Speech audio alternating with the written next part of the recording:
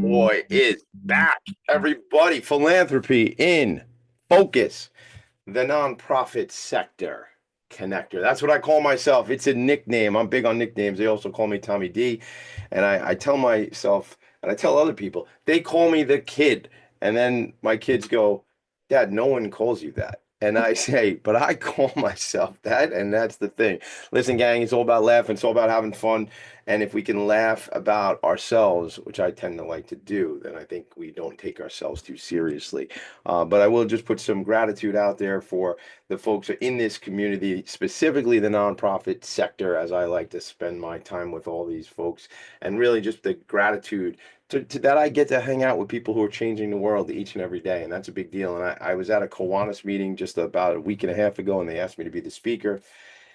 And, it wasn't like, hey, teach us something. It was just come up and tell us about the stuff you're doing in the world. And it's when I speak at a Rotary or I speak at a Kiwanis, it's like, wow, I'm blessed to be able to hang out with people who are doing the important work. I say this, there's a ton of stuff that's negative in the world, and if you're looking for it, you can go find it. It's there, man. Go there if you want to. I choose not to. I choose our sector.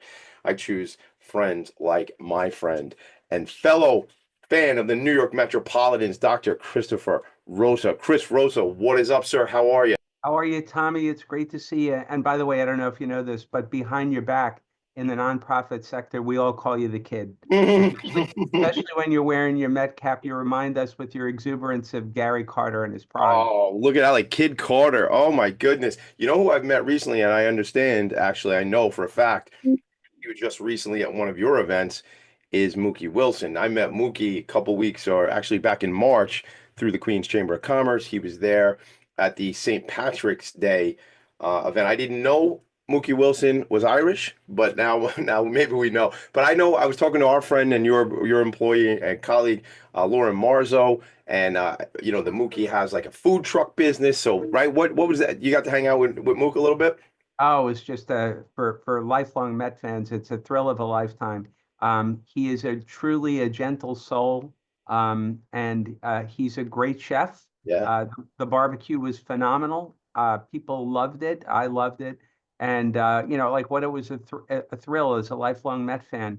I grew up with Mook, and when they started to regain their relevance, and it was Yes. all about him. Yeah, it was so great. And so I was born in 78, so in 86, that makes me eight, something like that, whatever. Going on nine in the January of the next year. And I remember being like in my parents' kitchen in the house, the same house they still live in, with a little TV like on the kitchen table and watching some of those games, man. And like my friend and business partner Ed Probst, one of the founding partners of Vanguard Benefits, our agency, big Met fan, and I always give him the business about being, about 10, 11 years older than I am. Maybe it's 9 or 10. And I always give him and our other partner, Vinny, the business because they're more advanced in years. But Ed was at some of those games, in 86. I was a baby boy. I was a kid. I remember this stuff as best you can from that age. But as I look, it's funny, I look right here. So here's a picture of four of the pitchers from that team, right? And then over there, I have this great shot. You all can't see it, but you have to imagine. I'll tell you this because all my nonprofit people know this story. So, Chris, they don't know this specific story, but they're going to know the punchline. So, I'm at an event. There's this picture of Doc, Daryl, and Mike Tyson. They all got the. Have you seen this one? You know They this. have. So they got the satin jackets on, right? And all the Yankee fans are like, Tommy D, come on, move on. And my friend Mick Collins, who's down in Baltimore, who's named after Mickey Mantle, is like, Tommy D, enough with the Met stuff. Mick, change the channel, baby, if you don't like it. So my wife put down on the silent auction an amount. It was like whatever the minimum was. I go, we're going home with that. And she goes, she doesn't know that like sometimes the silent auction doesn't go like bonkers. And this particular event, they had like 15 different things going on. There was the casino, there was the silent auction, there was a dance party. They brought two rappers there from like the 90s, and it was great. great. Like if you have ADHD, it was wonderful. But if you, if she thought she wasn't going to go home with that piece, which now is in the attic with me, it's just it's those memories of those Mets teams. But I gave Mookie a hard time. I got to tell you, when I saw him at the Queen's Chamber St. Patrick's Day, because I was chatting with him, and I'm 47, and he isn't. I He's not. he's not, and I go, and we took a picture together. I go, dude, we look like we're the same age. I go, this isn't even fair. Like same, like a little bit of white in a goatee kind of thing. And I'm going, I said, this isn't fair, Mookie. You've lived a much more relaxed life apparently than I have. And like you, he is in phenomenal physical shape. Looks like you could still get out Oh, there. look at you. Oh my God. Wow. The compliments. I appreciate it. Great physical shape. You should see when I can't run around the street with my kids, how great physical shape I'm in. Listen, Chris, I'm so happy. Even just the conversation we were having before we turned the cameras rolling today, conversation you and I had earlier in the week, I see such opportunity. We're going to do some great things together. And I mentioned, J July 26th, we will be at the ballpark and talk to another friend and colleague of mine who you may or may not know, but our buddy Mike Durney, who's the CEO of ACDS, is going to join us with a friend at the game on the 22nd. So that's shout out, guys. That's through the Bayside Business Association. Reach out to me, Tommy D, at philanthropyandfocus.com if you want to learn more about that, or go to Bayside Business Association website. And PHOCUS if you don't know how to spell focus yet, gang. So it's just bringing people together, making those relationships. But I really appreciate, I was telling somebody this the other night. What I've created with this platform, Philanthropy and Focus, over 210 episodes, and the other stuff I'm doing is I've created this opportunity where my friends, Yolanda Rabano Gross, Mike Durney, Chris Rosa, right? Jeff Reynolds, I'm on the phone, Dr. Jeff Reynolds yesterday making an introduction. These are my friends who lead and it isn't just the bigs. It's, I hang out with the CEOs who run the $70,000 nonprofit here on Long Island, and goes to how I started the show too, Chris. Like, we make choices in life, and we get to choose who we want to spend our time with. And I get to say and text message with people who lead important organizations, and I get to say that they're my friends. And I appreciate that, and I'm grateful for that. And Tommy, it's a blessing for us. There we feel important work for meet people where they are in the hearts of their community. And there's a tendency for us, as much as that's a very meaningful endeavor, to get isolated from each other. And as the nonprofit sector connector, you're the fabric of a true community. It means something tangible because of the work that you do. So we're grateful for you. And I'm thank you, and I'm doing better at becoming grateful and realizing that. Like I used to say, it's no big deal, Rosa. It's what I do. No, no, I know it's a big deal, and I appreciate your gratitude. And now I can't hug you right now, but you're making me cry on my own show. We haven't even got out of the first segment. I'm already a mush. Let's get into your story, because we had such a cool chat just now about your predecessor who led the organization, and I loved what you said before we got started. It's a network of nonprofit organizations, is Viscardi, going back to Dr. Henry Viscardi and Abilities Inc. But we talked about how you had a connection to somebody you refer to as an icon, John Sure. Kemp, right? And yeah, and that thanks for always remembering him, because he left an indelible impression on our organization, and in the hearts of the individuals we serve. But John Kemp is an unequivocal disability rights hero and icon. And I'm about a decade behind him, and I'm a decade behind that generation that really changed things in the United States for people with disabilities. John is a legendary disability rights leader and activist. His grassroots effort really ultimately helped to pass the Americans with Disabilities Act, which now for 35 years has created the expectation that Americans with disabilities will fully participate in all aspects of American life. And so I looked up to him with awe and wonder, but never imagined that I'd get to meet him. But it was my work at City University of New York, where CUNY is the largest public urban university system in the world. It enrolls more than 250,000 students, including more than 11,000 students with disabilities.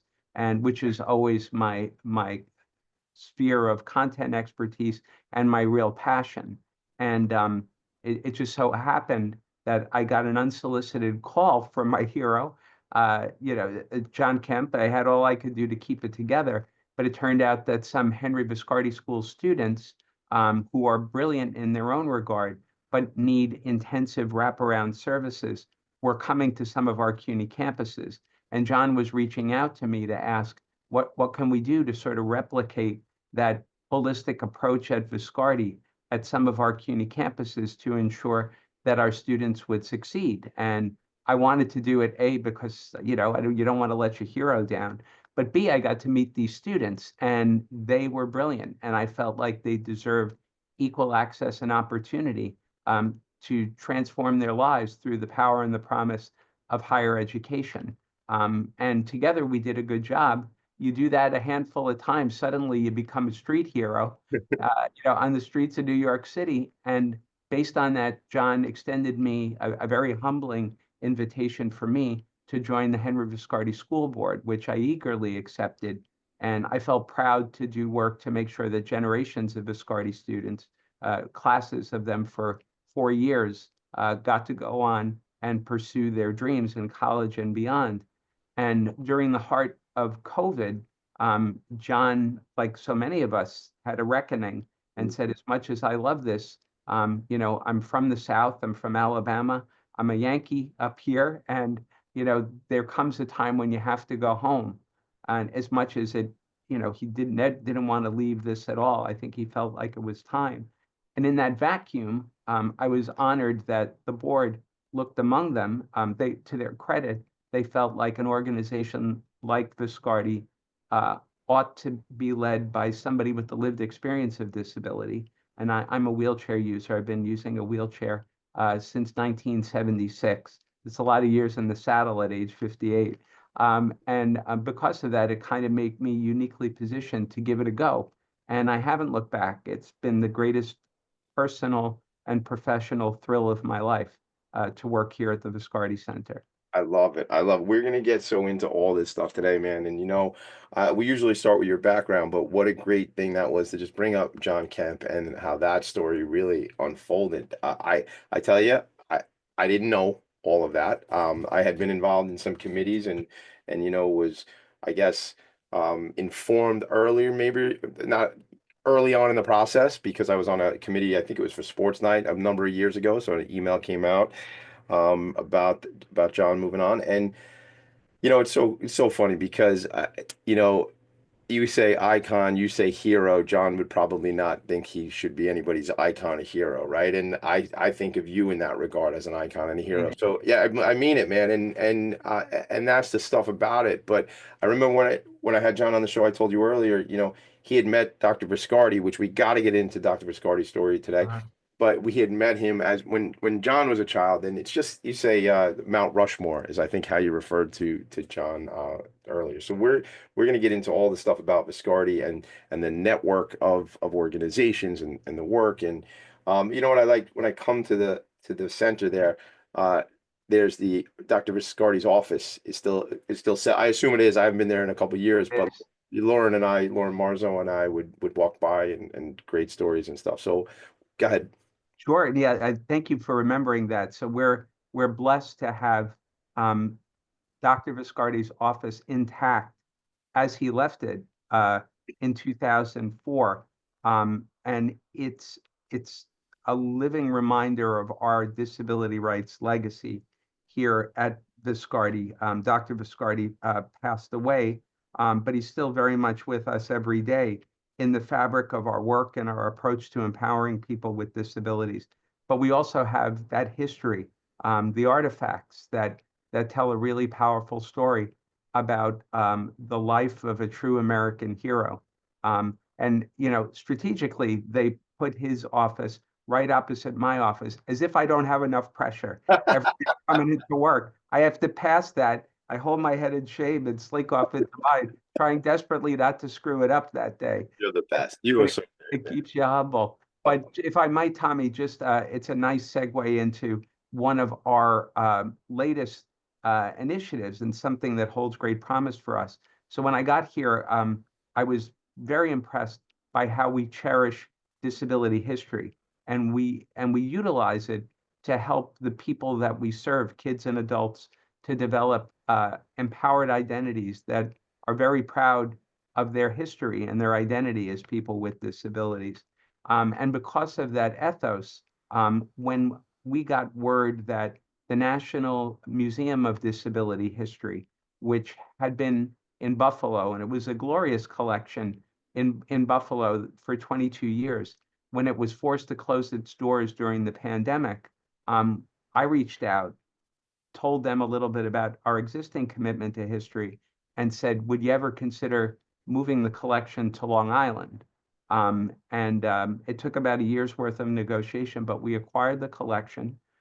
We were able to raise from lots of different sources $2.2 million to renovate 4,000 square feet of our own space.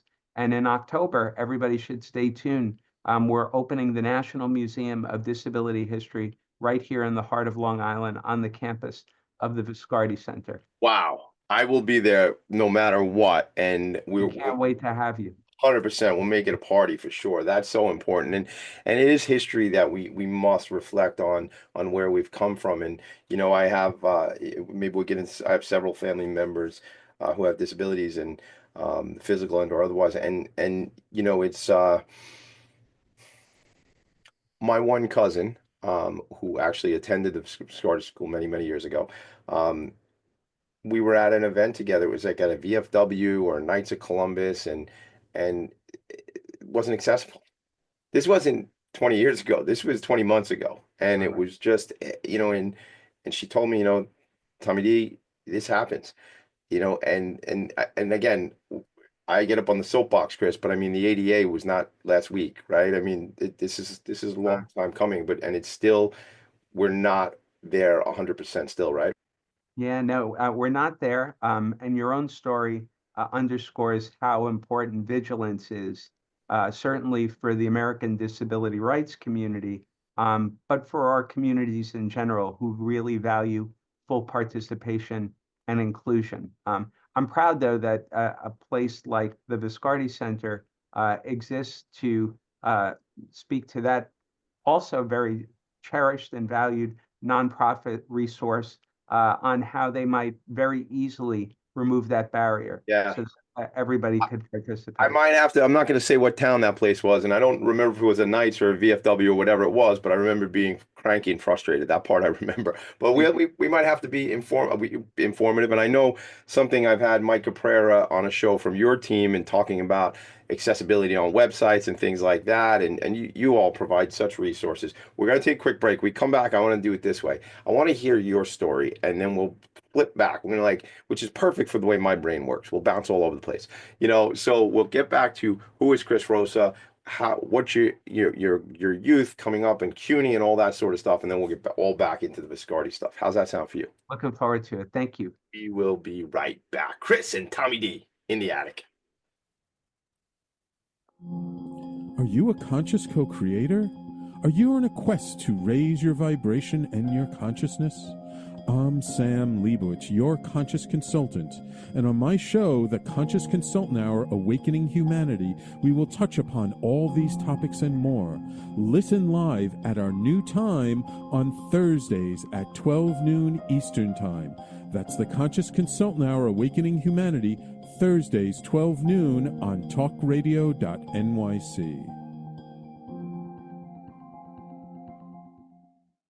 Are you a high-achieving, growth-oriented leader?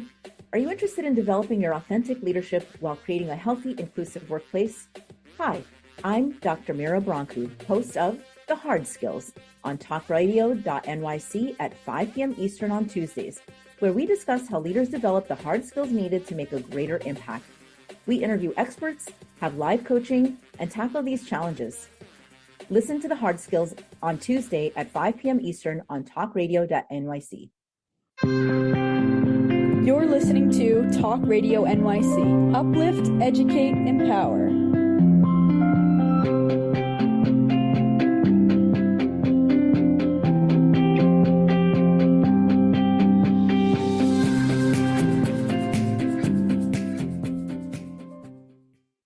nonprofits need connections to move in good directions. So cut through all the static. Join Tommy in his attic. Is right. Just earlier this week, I was talking to my friend Chris Rosa, and I was telling him about a buddy of mine who is in a band, and the name of the band is Damaged Goods. And one night we're going to see them. The singer of the song you just heard is my buddy Brendan Levy, who I was on a phone call with this morning. That's my friend Brendan from the Queens Chamber of Commerce. He's a great leader, and who knew he has great pipes. He's got great pipes, and I tell him that I was on a meeting with him and the leadership team from Tuesday's Children, which is a nonprofit, came out of. It's a great organization. So I had Becky Rossman on the show a couple weeks ago, the CEO, and I was connecting her and some of her team with Brendan in the chamber just 2 days, I think probably Wednesday this week. And, because I'm me and I'm Tommy D and I got the love, I just want to let you know, this guy, he is the vice president of business development for the chamber, but he's also the lead singer of the band Damaged Goods. And he's like embarrassed. I'm like, Brendan, this is it. We are who we are and all this stuff, man. And he's trying to be like buttoned up businessman. And I'm like, no, you're a rock and roll star, man. So he is. He truly is. We wrote that song together. We wrote the lyrics together. I didn't sing it, although if you call me later on, Chris, one of my kids left that as a voicemail. Like that's my outgoing message is one of my daughters singing that. And I can't delete it. I worry it's not professional enough, and then I remember who I am and I go, it's exactly what it should be, So I agree. It makes you that much more accessible. 100%. Thank you for saying that. Thank you. So who is Chris Rosa? I don't know the story. I know CUNY, obviously we know the Viscardi story. You mentioned you've been in a wheelchair since 1976. I don't even really know your story, sir. Sure. No, thank you for asking. I think particularly looking at the arc of my own personal history from a disability-centered perspective, which is a big part of my identity, what I value, who I am. My life is a testament to the slogan, "It's better to be lucky than good." It helps when you're both, but I've definitely been very fortunate. Timing is everything, and I was born in 1967, and I was diagnosed early on with a form of muscular dystrophy at age 5, and I was entering kindergarten in 1972, which was only a year or two before the implementation of the Individuals with Disabilities Education Act, the IDEA, which required, now we all know, IEPs to create meaningful plans that will ensure that students with disabilities will be fully included in their educational experiences and will be successful. And in those early days, nobody really understood the full implications of the IDEA. Very few people had ever heard of it, but my mom and dad were loving parents, were not disability rights activists. I don't know that they knew very many people with disabilities, but they had a son with a disability, and they refused to allow me to be denied any aspect of the educational experience. And so they leveraged this newfound law to make sure that I would be able to fully participate alongside my neighbors, my friends, and to be fully included in New York City public education. So I'm a proud product of New York City public education, PS 163 in Flushing, IS 237 also in Flushing, the Rachel Carson Intermediate School, and Francis Lewis High School in Queens. When it came time for me to go to college, I was fortunate, again, a function of being my age. The Rehabilitation Act already had more than a decade of traction where higher education institutions had already been compelled to figure out how to create equal access and opportunity for students with disabilities. And I really rode that wave. I stayed local at Queens College, my alma mater, and I loved it. And it was where, for the first time, I got introduced to a diverse, vibrant community of other people my age with disabilities. And for the first time, I understood that it was part of something bigger than myself, that I was part of a burgeoning American disability community, and more importantly, a burgeoning American disability rights movement. And as I entered my junior and senior years in 88 and 89, the American disability rights movement was really activated and mobilized around the passage of this bill, which would later be known as the Americans with Disabilities Act. And so by virtue of being on a college campus, which was a hotbed of activism, and the activism was around my issue, which was unique. And so I got firsthand the opportunity to learn about raising my voice for justice, about empowering others, but also deriving great pride and joy and affirmation in loving and developing friendships among people like myself. And so I graduated, but equally and more importantly, I was part of a movement, grassroots, that ultimately led to the passage of the ADA in 1990. And that law has changed the opportunity and life for 62 million Americans with disabilities since then. I cared about and was so inspired by this that I changed my career plans. I thought I was going to be an attorney, a disability rights attorney, which would have been a really cool opportunity. But I was more enthralled by the fact that I discovered these dimensions of my identity that I didn't really know were possible until I met my community.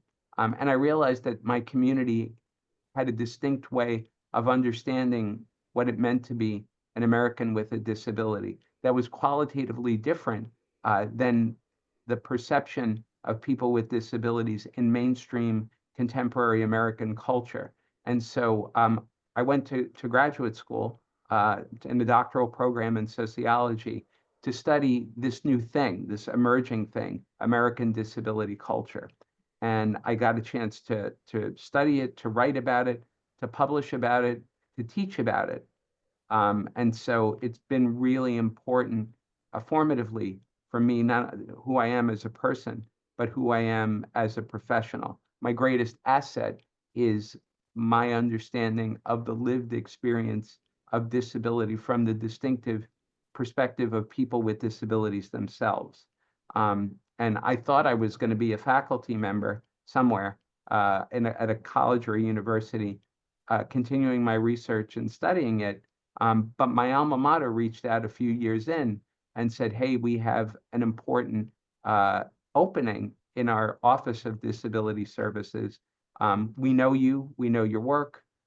We'd love for you to come back home and to lead the office. And it was an offer I couldn't refuse. It's the place that I cherished the most. And, I was able to come back home to Queens College and work, but it also gave me exposure to leaders in the higher ed community who understood the importance of access and opportunity for people with disabilities, but understood that the leadership competencies that I had to put into play every day to be successful had portability and could make an impact across the university, serving a really diverse community of student learners.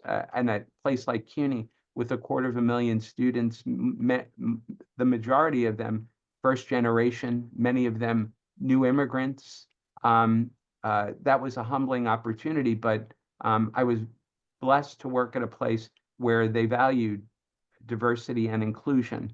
And it gave me successively responsible leadership experiences and opportunity. And ultimately, I was appointed as the Vice Chancellor for Student Affairs for CUNY's system administration. And so that was a really humbling experience. And ultimately, it positioned me to come back home or to the disability community through this connection with the Viscardi Center. Yeah. Wow. Well, how long were you at CUNY as in administration? As an employee of CUNY, I worked there for 27 years. So I had a pretty good run there. And honestly, I never saw myself as leaving. I always figured one of these guys who would, you know, I, you'd find me at my desk someday, Yeah, that would be it. Yeah, right? yeah. That would be it. But something remarkable happened. I told you among those 250,000 students at CUNY were 11,000 students with disabilities who, as you know, are my heart. And I look for any and all opportunity to keep connected with them and promoting their success. And I mentioned my hero, John Kemp, one day just reached out to me and said, we have some Henry Viscardi School students who are brilliant, Yeah. but they need kind of intensive wraparound support on some of your campuses. What can you do for us? And I didn't know. I hadn't Yeah. thought about it, but I cared enough to try, Yeah. and we were able to make sure that they had what they needed in the spirit of the Viscardi Center. They went on to be successful, and I was able to do this over a couple of years, and it gave me a reputation on the street, and ultimately got me an invitation to serve on the Viscardi board. Yeah. And when John transitioned to his career back home down south, I'm still blown away that the board extended me the opportunity to continue that great legacy, and I've never looked back. I love it. How long have you been in this role now? I'm in the middle of my fourth year. That feels like quick, but does it feel It, quick for you? oh man, in a heartbeat. Like Yeah. I still feel like the new guy. Yeah, I love it. Look, I before we go to break, one thing I wanted to say, and I say this a lot on this show. Listen, gang, I'm not saying everybody should be college bound. I'm not big on saying everybody needs to go. When you have 4 children, people go, wait till you get the college bills. Hey, listen, man, if all 4 of my kids are college bound, we'll get them there. We'll get them through. We'll get them where they need to be. And if they're not, and if they want to go into the trades or they want to be different things, there's that too. So, but I want to say, I put that there to just say to you, the SUNY and CUNY systems, man, what jewels they are. What They, jewels they are. they are the greatest value in American higher education. And your point, Tommy, the data bear it out. I mean, not only do we know that the graduates end up being civically minded, remarkably well developed humans who go on to successful careers. The data show that over the course of their lifetime, college graduates will earn more than $1 million more than people who do not graduate from college. That may be fair or unfair, but that's what the data tell It's us. just data. Yeah, and I will tell you, I was on a 6-year plan, so I went to after I graduated from Chaminade, not too far from the Viscardi campus, I went to Nassau Community College, and then went to Baruch. And at the time, I was a bartender in my uncle's place. Shout out to my uncle Joe, a place called Halligan's in Floral Park. And I met my wife there, so there's a lot of good things that came out of that bar. And there's other things that, have been, now being sober for almost 15 years, you can imagine there wasn't such great things that came out of that bar, but I met a lot of cool people. And then I was trying to go to Baruch at the same time while I was tending bar. But when you go home at 4 a.m., Dr. Rosa, and you have a 7 o'clock calculus class and you live in Franklin Square and the school is in Manhattan, it wasn't exactly a good look. So It, I didn't finish there. Eventually, they asked me to make room for someone else, is what I'm saying to you. the point is, I misspoke. It's people who have gone to college Oh, who oh, earn more than $1 million.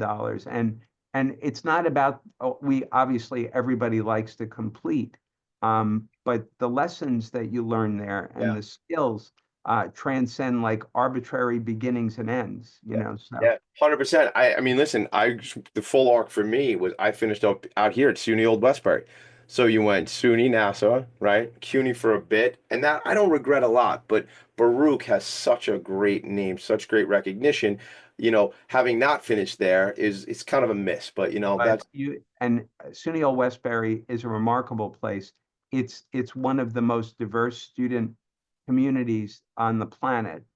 President Tim Sams is just a transformational leader, yeah, and we're so proud that he is committed to help us to grow our inclusive higher education program at SUNY Old Westbury in partnership with Viscardi. love And what that is, just I know that you're Yeah, we're good. watching the clock, but it's an opportunity for people with intellectual disabilities on a individualized curriculum to go to college and to learn to pursue learning outcomes that are important to their own vision, to career and independent living, but also to experience the remarkable connection that you get through campus life. Yeah. And that's how, I mean, to the extent that I've grown up at all, I attribute it all to the formative experiences I had in college. And we're hoping for the same thing for people with intellectual disabilities. And that's happening at SUNY Westbury. We also have a great program at Nassau Community College. Same, and I'll tell you this, we'll close this segment with one last piece. I happened to be at Nassau a couple weeks ago, visiting with some friends from Nosh, which is a food pantry right on the campus, and we were outside, and I met the new president there, and I'm telling them, so I went here, I graduated high school in '96. I go, I went here, and then I don't know if you knew Dr. Calvin Butts, but I graduated from Old Westbury, so I'm walking across the stage, right, and Dr. Butts reaches over, famous icon, right? Dr. Butts reaches out his hand to give me a shake. I go, none of that, sir. And I just grab him and give him a big old bear hug on the stage at my graduation from Old Westbury. The gentleman I'm talking about, whose name escapes me over at Nassau, Dr. Butts was his mentor. So it's all connected. We'll have to figure out who all these players are. And President Maria Consati is just really a transformational leader. Yeah, so special. So just the jewel of CUNY and SUNY for sure. Really I don't know if it's underrated, but just enough people are not aware of those assets that we have. We do have to go to a quick break. We'll have a couple short segments because Tommy D doesn't stop talking and doesn't always take breaks on time, but that's part of the beauty of this show. Dr. Rosa and Tommy D will be right back to talk about Viscardi. Hey everybody, it's Tommy D, the nonprofit sector connector, coming at you from my attic. Each week here on talkradio.nyc, I host the program Philanthropy and Focus. Nonprofits impact us each and every day, and it's my focus to help them amplify their message and tell their story. Listen each week at 10 a.m. Eastern Standard Time until 11 a.m. Eastern Standard Time, right here on talkradio.nyc. Hi, I'm Linda Marsanico. The A Train to Sedona is a memoir about my journey to love and compassion. It's also the name of my new broadcast on Wednesdays at 12 noon. When we are spiritual, we embrace possibilities and ideas, which strengthen our mind, body, spirit, health, and wisdom. On the A Train to Sedona broadcast, I plan to interview guests who embrace these expansive practices. Join us on Wednesdays at 12 noon on Talk Radio New York City. You're listening to Talk Radio NYC at www.talkradio.nyc. Now broadcasting 24 hours a day.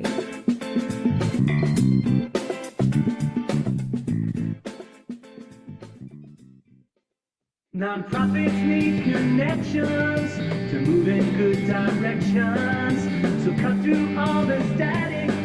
Join Tommy in his attic. Cut through the static, man. The website is viscardycenter.org. VISCARDI center.org for those of you who are not watching the video that I'm sharing the website right now. This coming Thursday, Chris, I'm the MC at a movie premiere out in Riverhead for a movie called Warrior, which is Warrior's the name of a horse, but it's in collaboration with Warrior Ranch Foundation. So I'm gonna get you the details if it's something, you come as my guest. There's a little bit of a VIP. The whole Thank you. Yes, for sure. It's at the Suffolk out in Riverhead, but it comes up for me to think about because there's a spot on the website relating to veterans. So why don't we sort of tell this story? I mean, I know the term Abilities Inc. I know this was, and correct me if I'm mistaken here, but Dr. Henry Viscardi started this as what I would consider social enterprise before, right? We're having vocational things involved. I think Absolutely. before people said social enterprise, before that was a thing, right? That's correct, Tommy. And the connection to veterans is at the heart of our inception. Just a little bit about Dr. Viscardi. He was born in 1912 to a first-generation Italian family that settled in Manhattan. They were poor, and Dr. Viscardi had a congenital disability. He was born with underdeveloped legs. Uh, his own description was, I had stumps for legs. And because the family was poor and healthcare wasn't readily available in the early part of the 20th century, it was long before the Medicaid and Medicare were created, during the New Deal.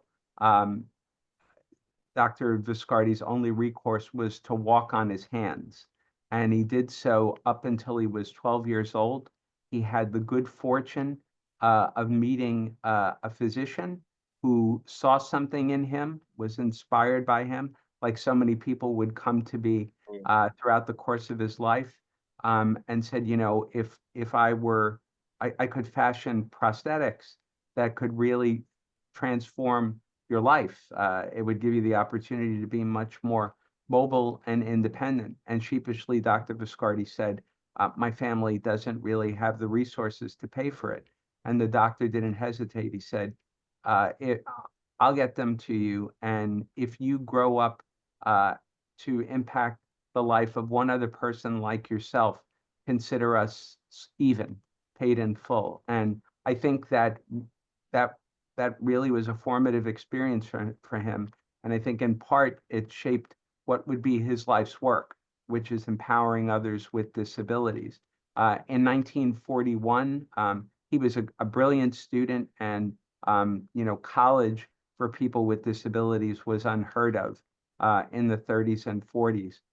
So he went to work because of his winning personality, much like yours, Tommy. He entered a career in sales, and he was really just knocking it out of the park each and every time. And when the U.S. entered the war, World War II in 1941, patriotic, grateful for what the United States had created for him, he tried to enlist. Of course, he was declared 4F because of his disability, but went to work as a volunteer for the American Red Cross, providing support for men and women, particularly those who returned from service with disabilities. In the course of that work, he met Eleanor Roosevelt, who was just really taken by him and said, you could really do a lot for our boys coming back with disabilities. And through a conversation, he moved to Walter Reed Hospital in Washington, D.C., and ultimately got the rank of captain in the American Red Cross. And he was just transformational in helping veterans with service-connected disabilities transition to community life and civilian life. And he was successful on all fronts, but the sticking point was he could not help these individuals get back in the workforce. These were almost invariably the quote unquote breadwinners of their family in a very traditional gender role structured household. And the same firms and companies that they worked at wouldn't consider bringing them back. And he was very frustrated at a certain point.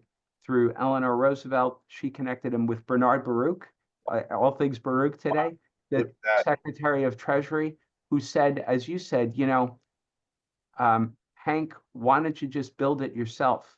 Create an enterprise, one run by and for people with disabilities. Yeah. So he raised $38,000 to buy a garage in West Hempstead. He retrofitted it as a shop floor for manufacturing. He bid for military contracts for Grumman, General Dynamics, and General Electric, all of whom were manufacturing on Long Island.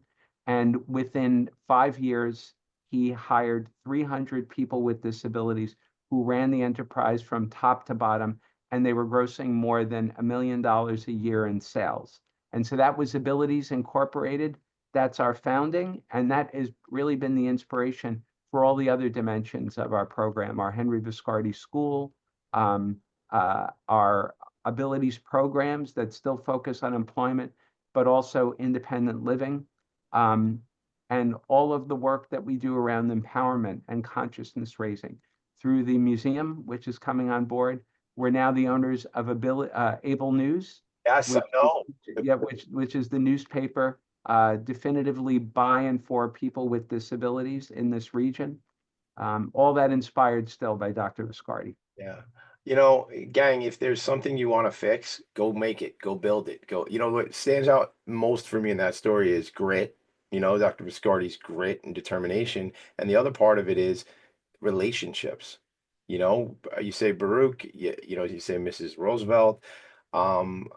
Yes, he bid on contracts and how to win those contracts. But like most things in life, it's who you're connected to, who's looking out, who are the relationships with. Not to say things were handed to him by any means, but it's that grit, that tenacity, and those connections that is really, in my opinion, what separates those who win from those who lay on the couch all day. You know what I'm saying, man? He is the epitome of that principle at work. Yeah.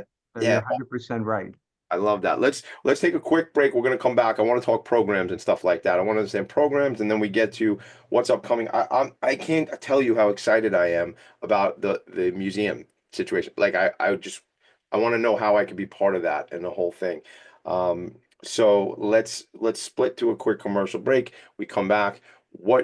Let's dive into, we have this, we have that, we have that, kind of like rapid fire, and then how somebody, a family can get connected to services. How's that? Fantastic. Thank Very, you. very good. You are welcome. We'll be right back. Were you an essential worker during the pandemic? If you needed to learn stages of epilepsy, did you depend on advocates? Did you use new innovations to cope with mental and neurological issues? Maintaining high quality of life and keeping good mental health are what we all strive for. I'm Frank R. Harrison, host of Frank About Health, and each week top healthcare influencers, professionals, and innovators answer these questions and more. Stay tuned on Thursdays at 5 p.m. on talkradio.nyc, and I will continue to be frank about health with all of you. Ready to serve up success with a splash? Hi, I'm Bruce Kramer, a.k.a. the Corporate Cockroach. I'm the Renaissance woman, Angie Snowball. And I'm your strategy doctor, Dr. Navtej Desange, inviting you to serving up success with a splash. Join us as we shake things up with real talk and real strategies centered around awareness, action, and accountability. And yes, there really is a cocktail involved. Please join us and sip your way to success. Serving up success with a splash, where wisdom meets happy hours. Cheers! Cheers! You're listening to Talk Radio NYC at www.talkradio.nyc. Now broadcasting 24 hours a day.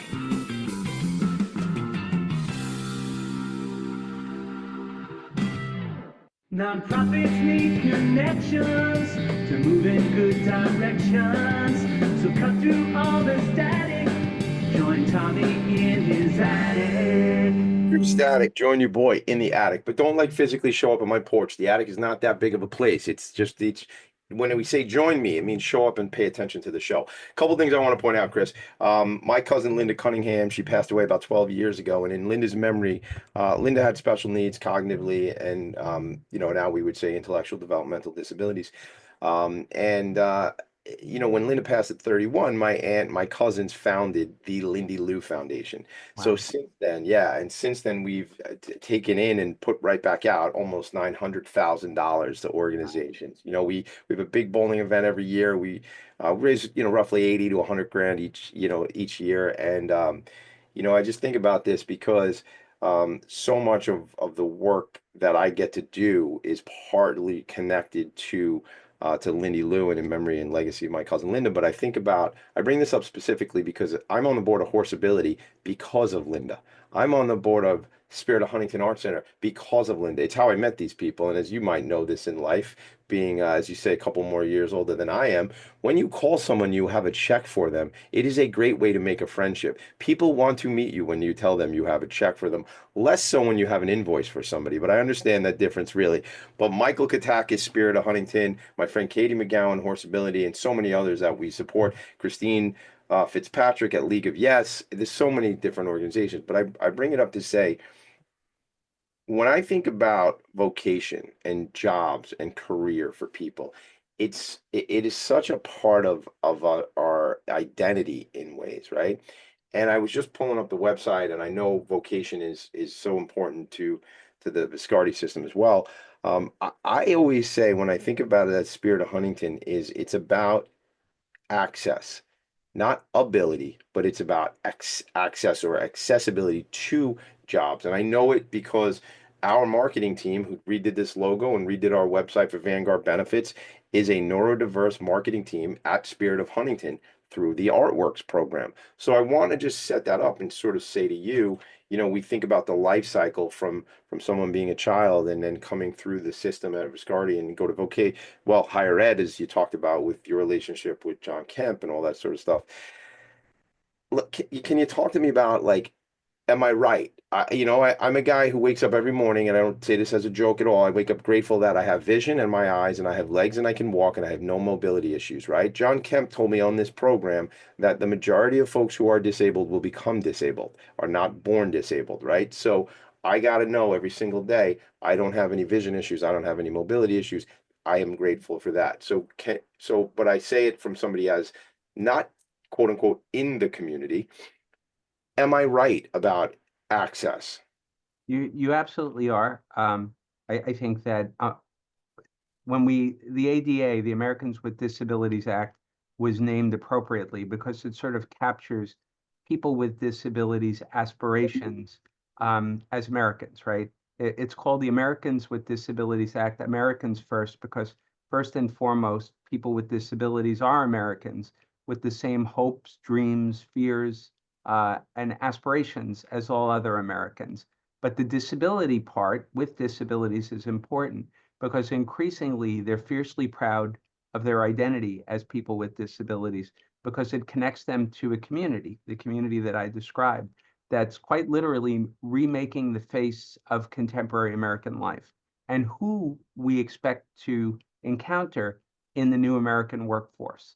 And increasingly, we're working to empower people with disabilities to take their rightful place in the new American workforce. You're right about how central work is to all of our identities, right? Like when somebody asks you, Tommy, who are you? You say, I'm the nonprofit sector connector. And that's certainly what you do, but it is who you are, right? It's so woven into your identity and the way that you understand the world around you.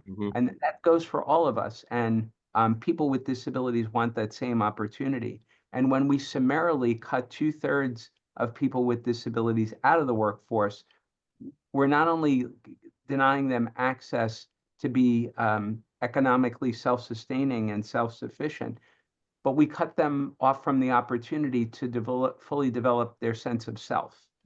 They're not given the same opportunity to answer the questions like you and I are fortunate to do. Somebody says, "Who are you?" I say, "I'm proud to be the CEO of the Viscardi Center."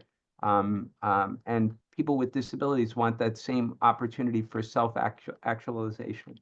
And more than that, I feel like they deserve it. I love that. Thank you so much. You know what's great about this program is, like, I know where we want to go, and we get there. Like, we did a prep call for, we ended up on the call maybe like 12, 15 minutes. It was, is chitter chatter. And then, Chris, here's how the show works in 30 seconds. And my point of saying that is this is so great. We're getting to everywhere we need to go from my perspective. That said, I want to make sure you get what you need to talk about as it relates to this network of organizations and what is available. We really appreciate it. And just to talk a little bit about our programs, they're all geared towards, when it comes to abilities, to giving people with disabilities the opportunities and the skill they need to take their rightful place living lives fully included as leaders in their communities.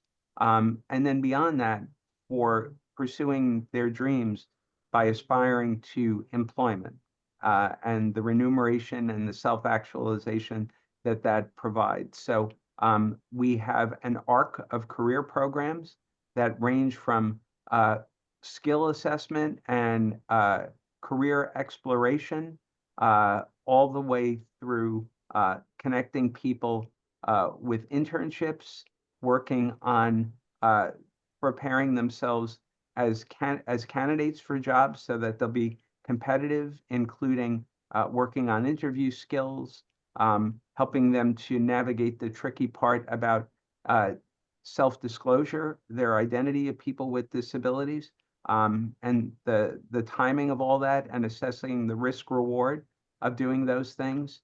When it comes to helping them through job development to get them placed in the place that will optimize their chances for success. With some individuals, job coaching to help provide them the scaffolding they need to have enduring careers at a place. So it's really a remarkable set of assets that really makes a pivotal difference in people with disabilities' efforts to pursue careers. You had mentioned people with intellectual disabilities, and we're really focused on supporting them in their aspirations to live fully included in their communities. And so we have a Rehabilitation Without Walls program, which is remarkable. It's based here at Viscardi, but more than 51% of their time each and every day is spent out in the community. It's almost like at homeroom here, where we do some development about the skills that they're going to build that day that will ultimately help them to live independent lives in the community. And then we go out into the world where they get to put them to work. Yeah, I love that. I mean, it's so great. And, you know, we're going to have you come back. We're going to have to do more stuff. You should just come on the show I do in the studio called Long Island Changemakers, because you certainly are a Long Island Changemaker. If somebody said they want to come for a visit, what do they do? They can either email us at our website. You can find the email there, or call us. A number is also available on our website, www.viscardycenter.org. And we would love to have you in just to see all the dimensions of our remarkable campus and our remarkable facility, and find the program that might be right for you or someone you love. Love that. I love that. The website is Viscardi, Viscardi center.org. The number 516-465-1400, 516-465-1400. And you can send an email to info@viscardycenter.org. And if you want to talk to me, the kid, apparently, as they call me behind my back, if you want to send me an email, it's TommyD@philanthropyandfocus.com. You know, In Focus Productions, the whole thing. Got some exciting stuff coming up in the spring and into the summer. Dr. Rosa, I appreciate your friendship. I appreciate all the work you've done and continue to do. And I know it isn't just you. It's about the hundreds of people that serve with you on the front lines at Viscardi that are doing the great work. I mentioned Lauren Marzo. I think I did. I love Lauren. She's been a friend of mine for many years, handling development. And I mentioned Mike Caprera, Kim Brussel, and, you know, my very good friend Christine Deska and Frank Orzo have a great affiliation with your organization. So they always have great things to say. We're out of time, but that's how the show works. Chris, thank you very much. Thank you, Dr. Kidd. Tommy D. It's an honor for me to be here. Thank you. You're a wonderful colleague and a terrific friend.